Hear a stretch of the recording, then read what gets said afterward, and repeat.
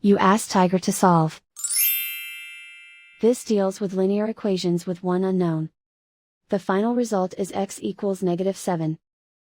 Let's solve it step by step. Group all constants on the right side of the equation. Add 8 to both sides. Simplify the arithmetic.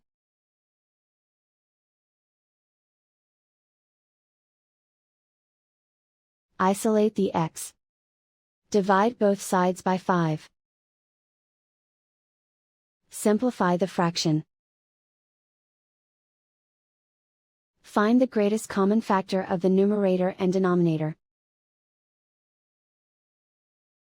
Factor out and cancel the greatest common factor.